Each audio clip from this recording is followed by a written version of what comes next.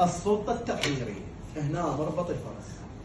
أن السلطة التي يمنحها القانون للإدارة أما أن تكون تقديرية وهو الغالب أو مقيدة.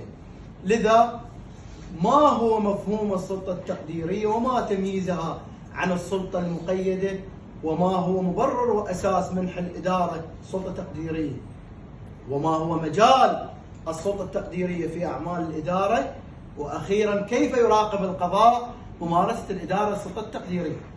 أساتذة هذا كلش مهم، هذا كله داخل بالموضوع لأن شيء مرتبط بشيء.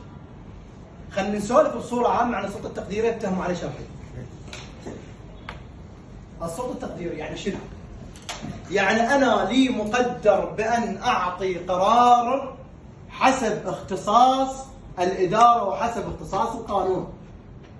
أملك السلطة على تعيين الموظفين، أملك السلطة على نقل الموظفين، أملك السلطة على نقل الموظف حسب الاختصاص وحسب الكفاءة. هذه كلها تسمى السلطة التقديرية. السلطة التقديرية ما هو مقدر للرئيس العام أو المدير العام السلطة بإعطاء القرارات النافذة الداخل الإدارة، يعني من نقل، من توظيف، من كتب شكر، يعني حسب الحقوق والواجبات يملكها الرئيس الأعلى. ما هو السلطة التقديرية؟ أعيدها؟ خلينا نعيد. السلطة التقديرية، السلطة التقديرية، السلطة التقديرية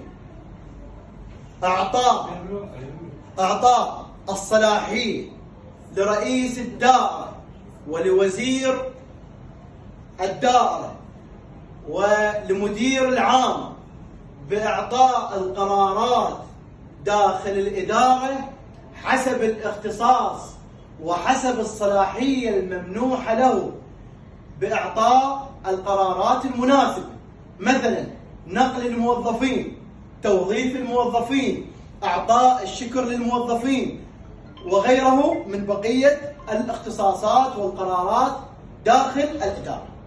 واضحة؟ نعم.